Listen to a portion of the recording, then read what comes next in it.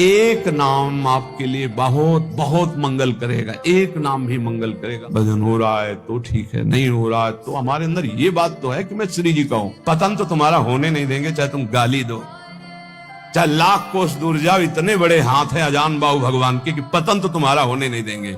वचन की शरणागत सही, झूठी शरणागति सही।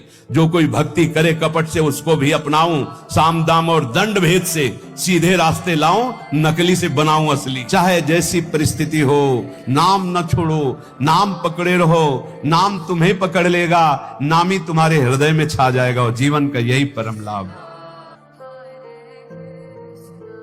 कुछ न करो, चाहे कभी एक चुल्लू जल न चढ़ाओ, कभी एक फूल न चढ़ाओ, कुछ न करो तुम, बस अंदर से राधा राधा राधा सब हो गया। सब कर रहे हो, अंदर से विषय चिंतन चल रहा है, प्रभु अभी कोई फल नहीं मिला। अंदर से राधा राधा, अंदर से मैं लाडली जो आपका।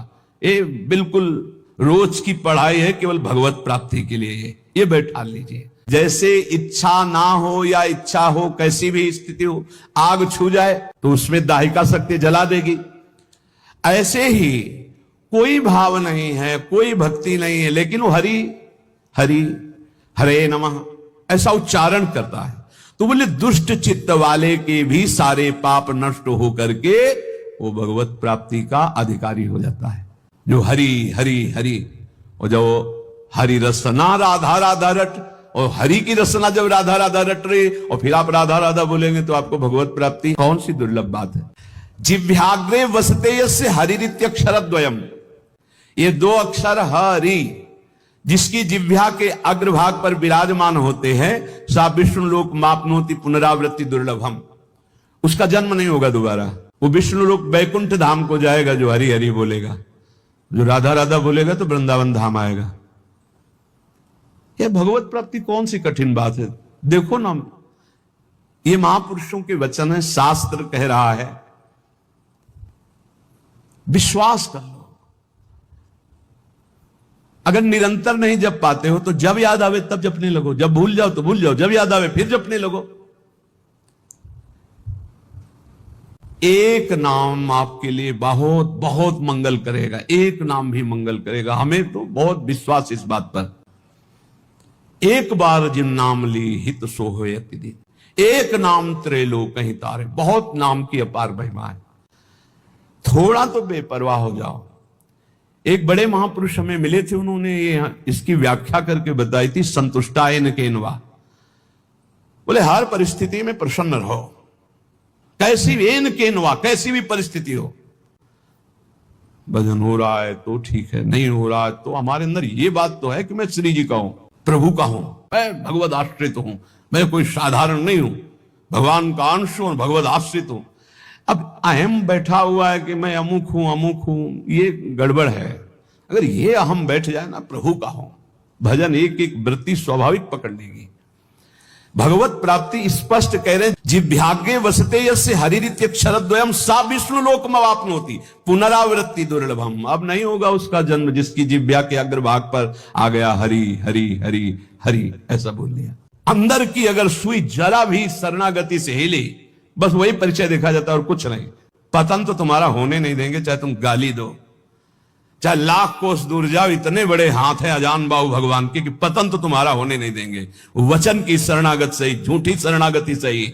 जो कोई भक्ति करे कपट से उसको भी अपनाऊं, साम दाम और दंड भेद से सीधे रास्ते लाऊं, नकली से बनाऊं असली।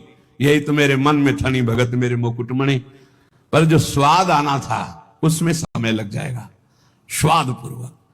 यहां कह रहे हैं कि अपने गुरुजनों के द्वारा दिया हुआ दंड वांछनीय है, चाह करना चाहिए कि सदगुरु हमें कभी माफ ना करें, हमें सदैव दंड दे। जो दंड विधान हमें भगवत साक्षात्कार कर पक्का पक्का।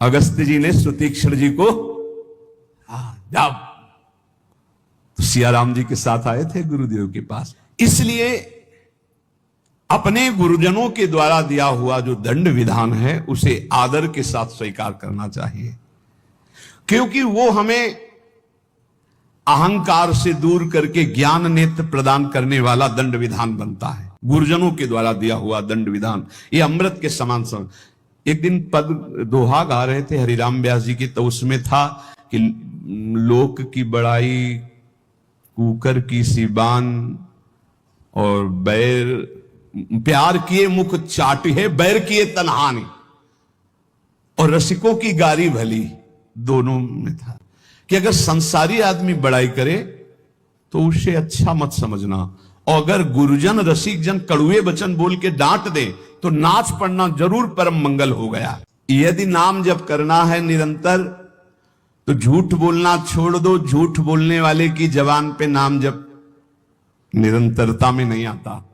पकड़ो, मृषावादम परिहरेत, झूठा बोलना बंद करो। माला है, नाम जप कर रहे हो, सत्य बोलो। झूठ बोलने से क्या लाभ मिलेगा? भगवान नाम में चल रहे हो, भगवत मार्ग में चल रहे हो। झूठ बुलवाता है मोबाइल, बहुत झूठ बुलवाता है। वृंदावन में है, अपने घर में, कहां हो? इस समय तो आगरे में, आज तो नहीं मिल सकते, फिर आगे बताएंगे आपको। अब क्या जाता है, झूठ बोल दिए। अरे भैया बेमतलब झूठ बोल रहे हो, नहीं असत्य संपातक पुंजा। और बता दें, झूठा मुंह मत रखना यदि निरंतर नाम जप करना। चरणामृत पीने से झूठा नहीं होता, भगवत प्रसाद का किनका लेने से झूठा नहीं माना जाता। शेष कुछ भी झूठा मत रखना। कह रहे यदि कोई पापी आदमी तुम्हारे साथ कोई भी गलत बर्ताव, तो हमारा कर्तव्य है कि हम भगवान से प्रार्थना करें, हे प्रभु इसकी बुद्धि शुद्ध कर दो। नाथ यदि इसकी बुद्धि शुद्ध हो जाए तो ये भी महात्मा हो जाएगा, प्रभु इसको दंड मत देना, ये बहुत भूल में है, इसकी भूल को मिटा दो हे नाथ, हम आपसे प्रार्थना करते हैं। इसका प्रभाव ये होगा कि भगवान आपसे बहुत प्रसन्न हो जाएंगे। उसका तो जो होगा वो उमा क्षमा सापौते भारी, वो दंड तो भोगेगा ही भोगेगा पक्का, पर आपने क्षमा कर दिया तो आपके लिए आपके इष्ट बहुत प्रसन्न हो जाएंगे आपसे। जो साधु स्वभाव है वो किसी भी भारी संकट में पड़कर भी पाप कर्म न करे। जैसे एक प्रसंग आता है संकट का, सदन जी का, बड़े महाभागवत थे ये। भगवान श्री जगन्नाथ जी के दर्शन करने जा रहे थे, महान अनुराग रस में डूबे हुए, 2-4 घरों से भिक्षा ले लेते पाते हुए। फिर तो संध्या समय था, एक घर में भजन करने से एक मुख में विशेष आकर्षण होता है, भागवती का आकर्षण होता है, जो एक आत्म सुख प्रदान करता है। लेकिन जो विषयी जन होते हैं उनके लिए वो आकर्षण काम में भी बदल सकता है।